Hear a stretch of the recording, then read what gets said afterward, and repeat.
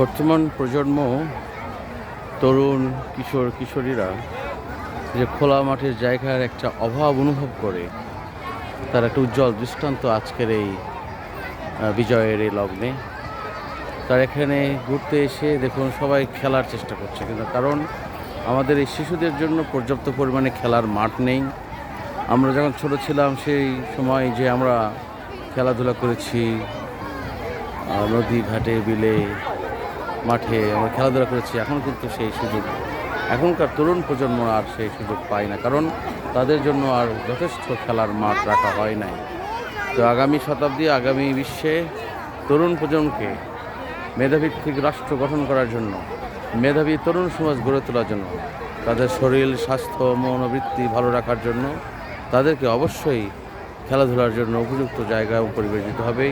তবেই মাদক মুক্ত হয়ে তরুণ প্রজন্ম আগামী বাংলাদেশকে নেতৃত্ব দিয়ে বলে বিশ্বাস করি। ধন্যবাদ।